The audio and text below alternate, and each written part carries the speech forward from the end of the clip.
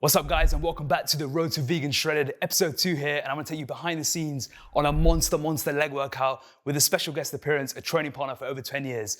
We're also gonna dive into what's been going on since episode 1, where we're at on that journey, and if I'm on track for hitting April Fool's Day. Stay tuned.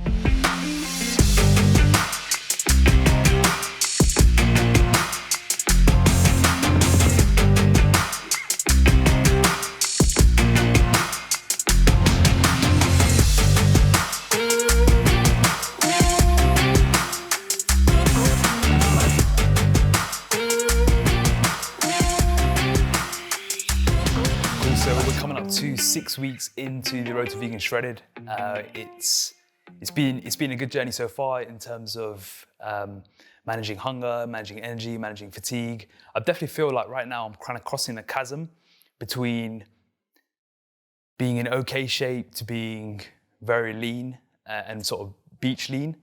And then I know in a couple more kilos, I'm going to cross the chasm between lean to shredded. And that's where the mind games will kick in. And I've noticed this week in particular, the last few days, I was wondering to myself, why am I suddenly feeling a little bit more fatigued, a little bit more wondering where my next meal is? And lo and behold, as of this morning, the scale weight dropped quite significantly and it marked 1.1 kilos off from last time. So, as of recording this, I'm at 75.8. This time last week, I was 76.9, so quite a significant drop. And what I've noticed over the years, in the multiple times that I've gone to the extremes of dieting, is between 78 and 82, things feel good. There's no food focus, energy's good, strength's great. 78 to 75, or 78 to 76, I'm like real peak performance, really sharp mentally, physically, all angles and firing on all cylinders. As I dip below 76, every half kilo that comes off, there's definitely a noticeable difference in sort of how I feel,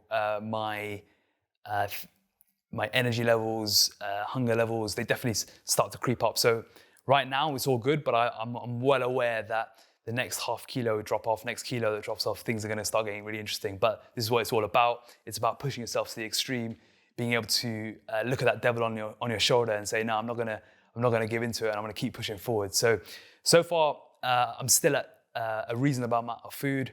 I started at 2,400. I'm currently on 2,000 calories. Cardio is at 3 days a week of 400 calories on the stepper, and training's at 4 days a week as well. So no real changes. And I think a real important thing to consider here is it's very easy to start thinking you need to make regular changes every single week on all fronts to keep things going. But there's a lot of power in just sticking to one thing, being ruthlessly consistent and just focusing on the execution factor. So for me, cardio stayed the same, training stayed the same. Steps have pretty much been around 10, 12,000 a week. The only thing I've changed is moved from 2,400 to 2,000 calories on my food, but still plenty of room to go. And historically in the past, I've always associated hard dieting with gotta feel hungry all the time. So I'll make drastic cuts to my calories for no reason sometimes. And I think I'm in a position where I'm on the most food at the level of body weight I am, and interestingly, which is really good from a sort of muscular perspective, and the progress I've made in the last couple of years is I'm probably looking the best I've looked at 76 kilos as I've ever done. So I'm seeing lines I've never seen at this body weight. I'm hitting strength goals in the gym I've never hit at this body weight. So that's really positive, and for me, it's a massive marker that the last couple of years of training, even with COVID and training at home through multiple lockdowns, which of course did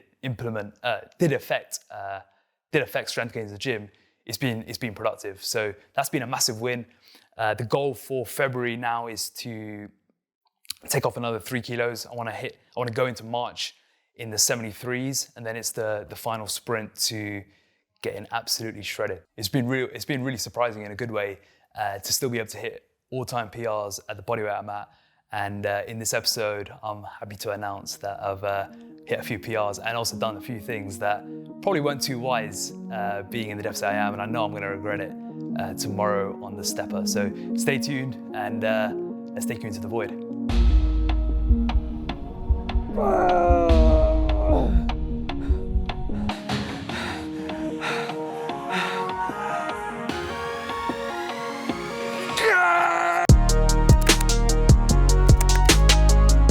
When I'm warming up for legs, my favorite way to warm up is through walking lunges, but instead of just doing them like you would as a normal exercise, I'm super deliberate about every single rep. And I'm making sure on each rep, my quads are contracting, my hamstrings are contracting, my glutes are engaging. I'm also stretching out the hip flexors. So for me, it's a real all-round warm-up that allows me to get everything engaged that I want to be engaged and gets things contracting for the leg workout ahead.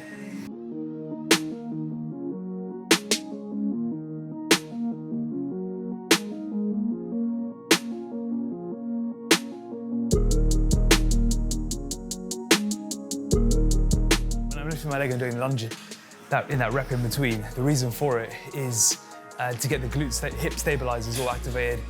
And for me, I've just done it over the years since having a ton of back issues when I was younger. I'm just very deliberate around getting all the hip muscles, the glute muscles, and everything around that area fired up. Training with the main man, Mr. Iron Junkie, the vegan doctor, Minil Patel today. He's been one of my training partners for over 10 years now. Been through everything together when it comes to the gym. I still remember the first time we trained together. Yeah. Genesis. Still remember the first time. Stay tuned for episode 3, where we're going to be diving deep into all things veganism. He turned vegan in 2017? Yeah. He turned vegan in 2017. When he turned vegan, that's what got the alarm bells going. But as he can attest, every time he sent me something, I'd be like, nah, I don't want to watch it. The blinders were fully on. But he's kept all his muscle, he's kept all his strength. If anything, he's even got better. So a real inspiration. I'm looking forward to training with him, but also look forward to the next episode where we're going to be covering a lot of topics. Big battle with leg curls is we've got to try and keep the hips down all the time. So if the hips start coming up, it's probably the end of the set. So Akash is actually the one who got me wearing hoodies in the gym. If you look around, you won't see many people wearing hoodies in the gym. And it doesn't matter what temperature it is, because we started training in summer. We started wearing hoodies in the gym. I think at the time it was to cover up what muscle we didn't have. So we wore hoodies, kept ourselves warm. And I think that tradition has continued now. Winter, summer, doesn't matter if you're training outside, we're still wearing hoodies. No matter how hot it gets, if we're training legs, you'll still see us in a hoodie. But we'll take them off a bit later on. It's a placebo to keep yourself injury-free.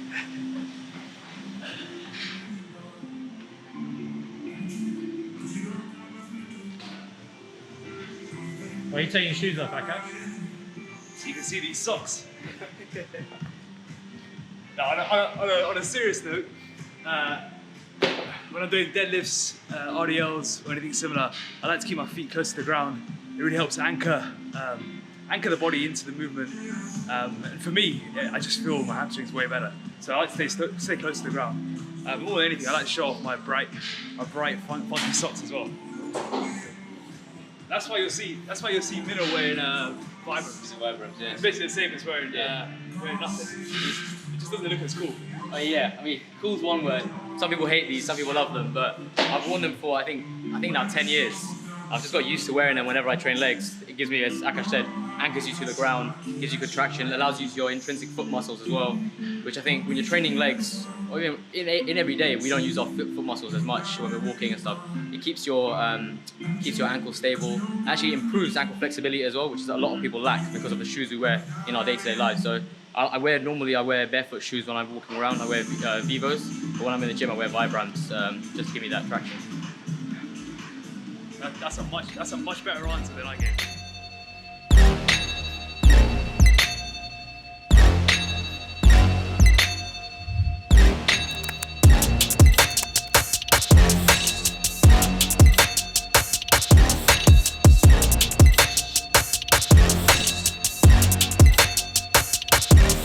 So it's really important when you're doing RDLs that you go to the depth that works for you.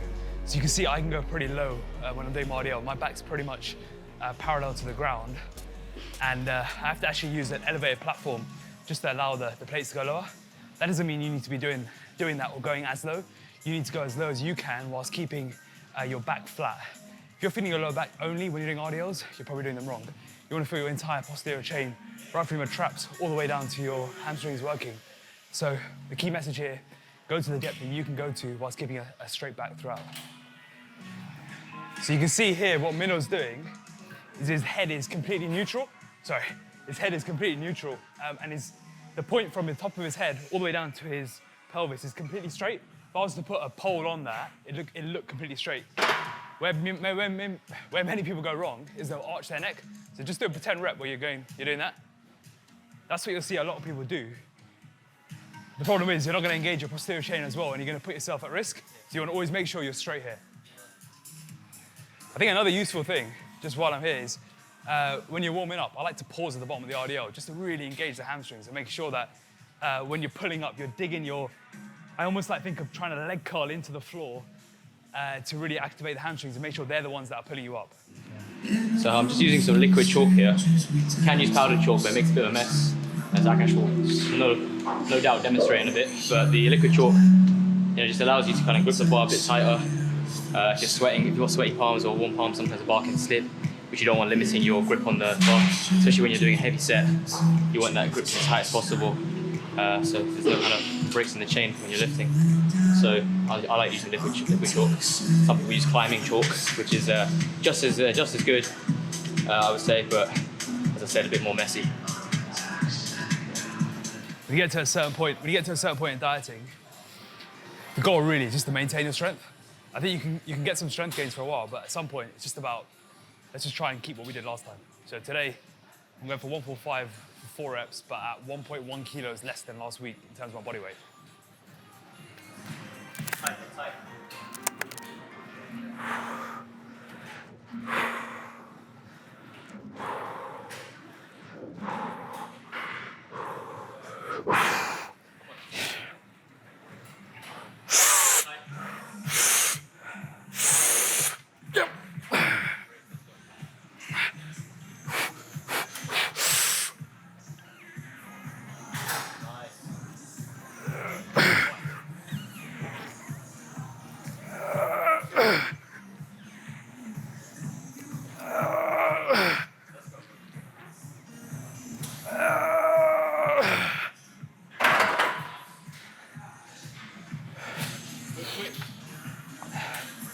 Yeah, it felt good. Felt good.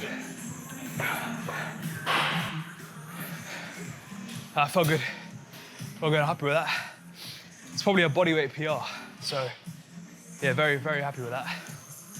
It's funny, my RDLs now, after about 6 reps or so, set just breaks down for me. So my game has just been to go super slow in my progressions here.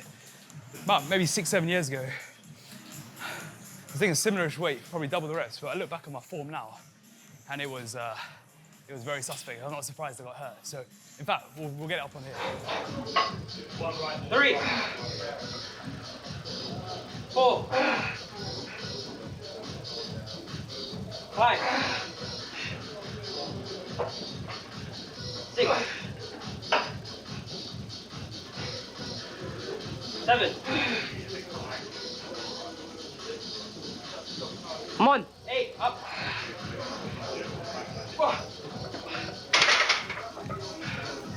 On the second set of RDLs, I'd like to drop down the weight just a tad and add a slight pause at the bottom, just for extra difficulty and tension.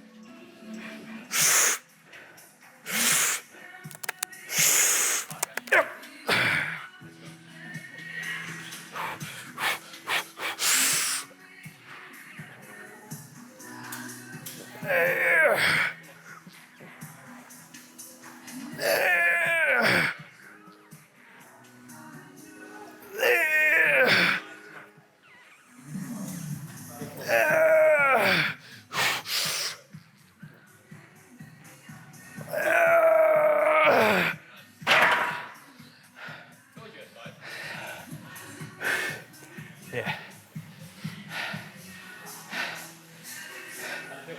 That was good. Yeah. All good? I've not hit 5 on that pause. PB at this weight as well, right? Yeah. At this weight. Where you going there, Akash? Well, actually, firstly, this is a PT Academy bag. This is what I first got qualified as a PT in 2009, 2010. You say still got their bag inside. My trusted Addy Powers. I've had these since about 2010 as well, when I was really big into squatting and powerlifting. So I used to wear these shoes to help with extra depth and feel more stable on the squat. But I've never left them since. So I still use them for my hat squats and my leg presses, just because I think it gives me a little bit extra depth And I just love the stability that it gives as well. You can tell how battered they are. They don't even work anymore. Battered. When you're about to train quads, a really good tip that I like to do, put my hands on my quads, and then I literally just squeeze. I just squeeze my quads as hard as possible. And I do this in between each warm-up set, just to get the contraction and the mind-muscle connection built into the quads. I struggled for years to build up my legs. I had a good upper body and I struggled for years to fill up. So I've got pretty long legs. It took me ages to fill them out. Best things I did was dropping back squats. I was banging my head against a brick wall for so many years trying to get good at back squats. All it was doing was building up my hips, my lower back, and my glutes. It was doing nothing for my quads. I tried every single program on squats, tried to get it as good as possible. I got up to a double bodyweight squat, did nothing for my quads until I stopped back squatting. When I replaced back squatting for leg presses, hack squats, different types of machine squats, and I trained them really hard, that's when my legs started growing. So the hack squat's now been a staple in my leg training for about 5-6 years, and it's coincided with the best growth I've had in my legs as well. So 2 tips there: contract your legs as hard as possible, and when you're training hack squats, as you'll see soon, is to just drive yourself into a wall of pain.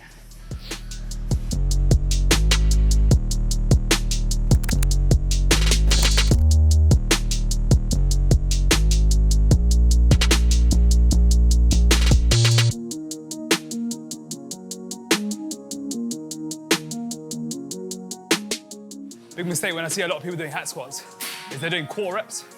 Most of the benefit comes from going full range. So you can see Minil here is going all the way down as low as the machine lets him.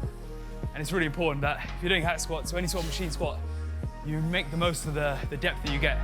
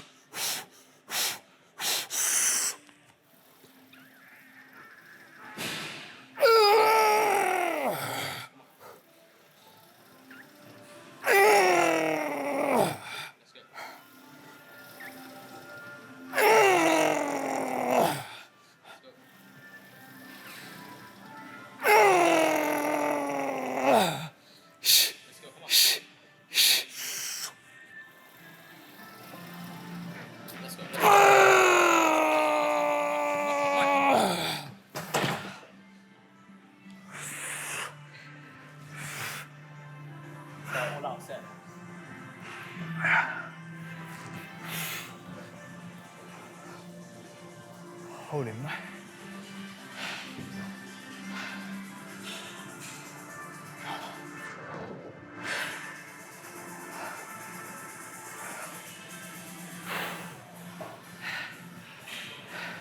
All good? Wait, that last rep. Also, I thought I was coming with that last one. I'm used to doing it on a reverse band. Yeah. So like the bottom bit, this time, was way harder than I expected. Yeah. I'm going to help you out the whole.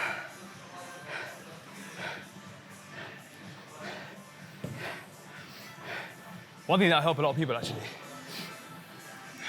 You'll notice like I took 3 deep breaths in between the 4th and 5th rep. When I'm executing heavy sets like this on legs, it can be very easy and tempting to just take loads of pauses in between your reps to really extend the set and to get more reps. But one of the best ways to control your progression, so you're not cheating each week by adding more intra-set pauses, is by tracking how you do these intra-set pauses. So for me, if I'm doing a heavy 5-6 rep set on the hack, I'll allow myself 1 intra-set pause. If I do 8 to 12 reps, I'll allow myself 2, which you'll see on the next set.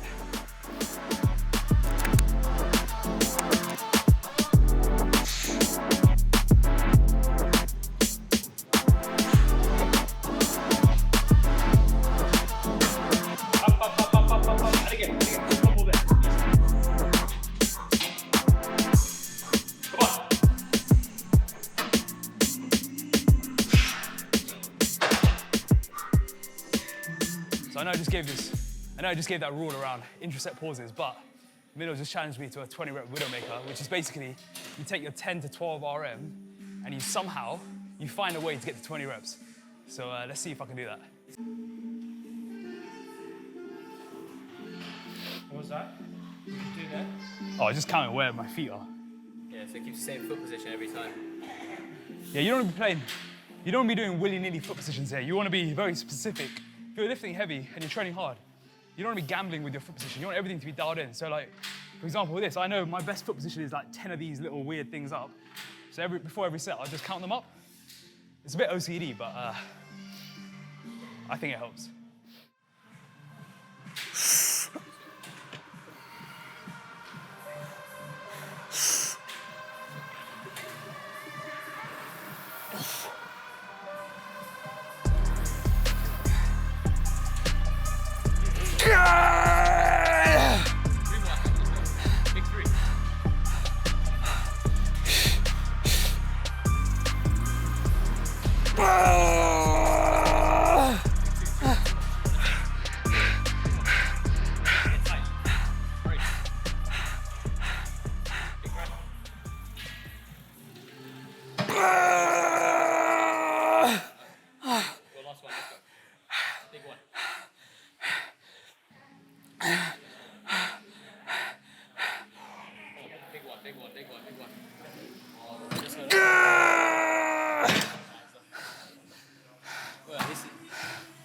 At least you tried.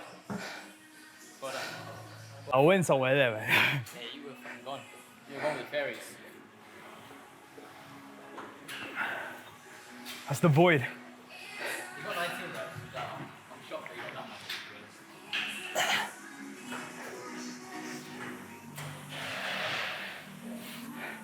That's not something you want to do on a regular basis, especially if you're deep in a deficit. Very, very productive for muscle building. And I think if you haven't made your bones with knowing how to train hard, widowmakers are definitely the way to go. I know I broke all my own rules with it. Normally it's like very systematic intraset pauses, but sometimes if you're with good training partners, you do things you never thought were possible. And that's why you need good training partners if you want to build the best possible body, because Yeah, you can build up the intensity. Like you learn in. It's the intensity. Yeah. Having some intense sessions like that, so every now and then, peppered in. You learn intensity. You got someone else watching over you. Sky's the limit. That's why accountability is so important. So, if you want a real test for yourself, start adding in widowmakers on your favorite leg machine. You can do it on a hack squat, Smith squat, leg press. Basic premise: 10 to 12 RM. Find a way to take it 20. I'm just pissed I got to 19. Fucks.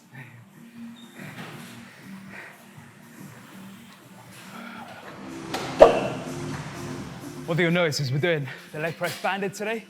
It's one of my favorite ways to do leg presses.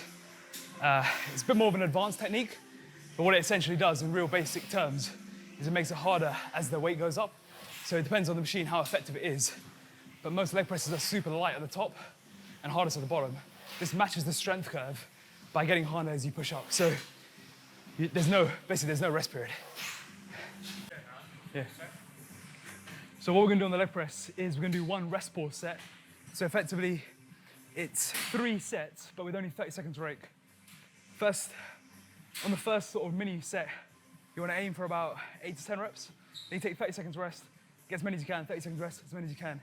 Just one set and you should be done for that, done for legs altogether. 3, 2.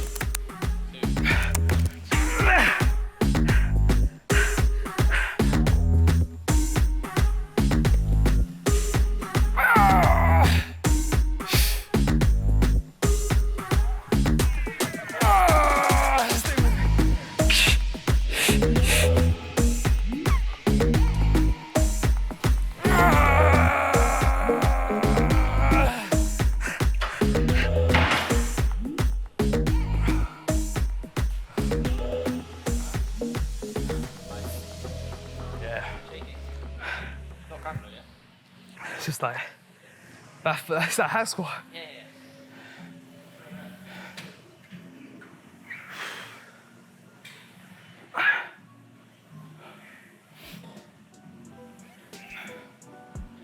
Just avoid round 2.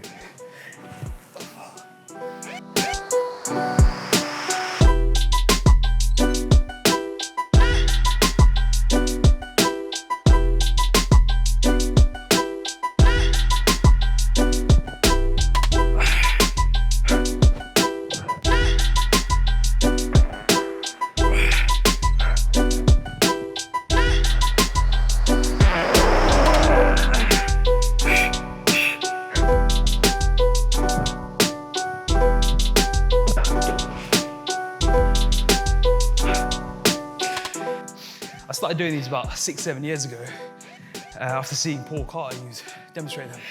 They're a really good way to train your triceps without getting the joint pain that extensions do. So I found when I was doing heavy extensions, ended up just destroying my joints after a couple of weeks. This one, it's like a hybrid between a pullover and a tricep extension, and takes all the stress away from the joint, puts it really hard on the long head of the tricep. So it's been a staple of mine for a few years, and I think it's responsible for why my triceps have become one of my strongest body parts and why I get feathers in them when I get lean. So yeah, definitely a really good exercise.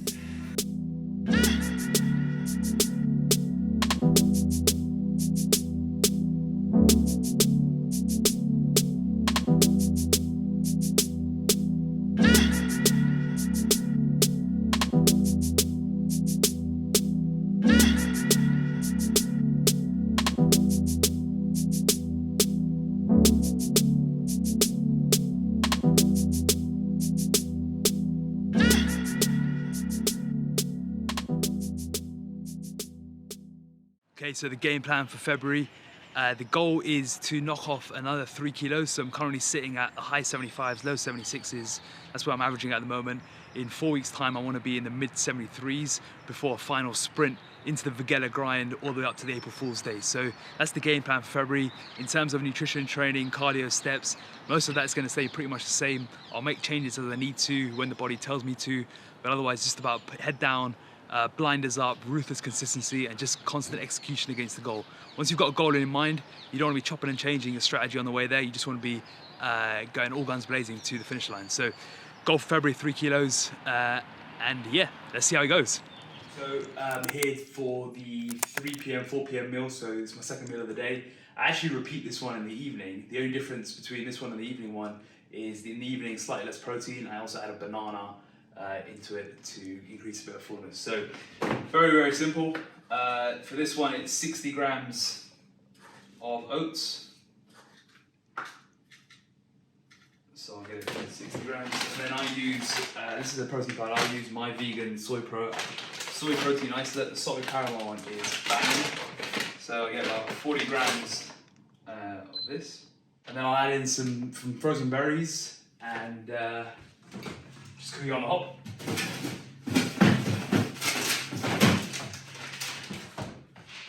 So right now I've got the Black Forest mix. I'll add 50 grams of that.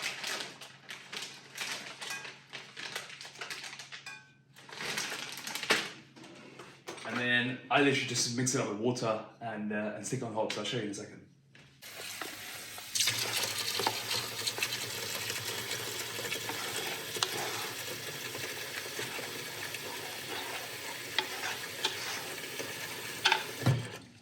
So when people ask, like, how do you make protein powder with oats? It's literally as simple as that. There's multiple ways you can do this. So some people like to make the oats first and then add the protein powder at the end.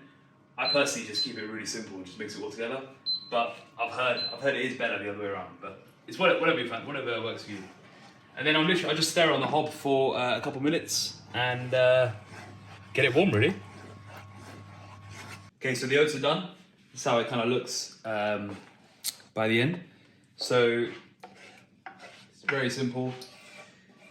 Not as sexy as you might see on the Instagram, but it does the job and it tastes unbelievable. So this has been a staple of mine for many years now. Tastes amazing. You can tell I'm dieting, I'm licking the spoon off. So next up, to add chocolate. So on one of the meals I'll go with just a plain 70% dark chocolate. This one's really good from Tesco.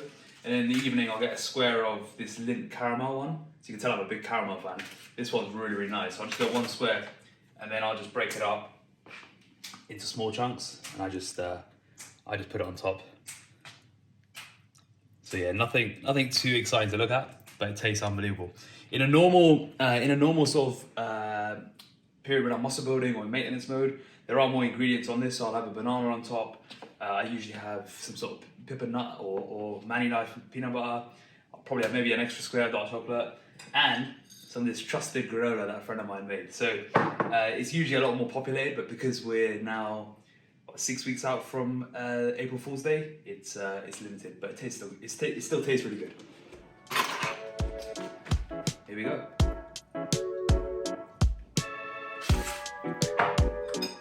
Brilliant. So we are 5, 6 weeks into the road to vegan shredded, and one of the really cool things about this specific prep is my calories are a lot higher than they've been in the past, and also I'm probably in the best starting position I've ever been in coming into this, and it really highlights the benefit of playing the long game with your fitness journey. It's why I always like to say getting in shape is the easy bit. The hard bit is finding the long-term lifestyle solution for you that allows you to feel, look, and perform at your best. And the beauty of being in shape year-round and in a sweet spot year-round is it means when you want to flip the switch to getting into incredible shape, you can get there in as little as 4 to 6 weeks. So right now, where I'm at now is a really good place for beach lean. I'm actually borderline photo shoot condition. Of course, my goal is to get the walnut glutes and to get completely shredded. So that goal may not be for everyone, but for those of you who just want to who want to be able to tighten the ship so they can look amazing on the beach, if you find a sustainable lifestyle solution for yourself, you can get there in 4 to 6 weeks, and that's the beauty of building that lifestyle solution, which does take 12 to 24 months at least once you've got into the shape of your life. So this tofu tempeh is one of my key protein sources now, and I have this for each of my dinners. It's a very interesting sort of protein source that I don't really had it before starting this.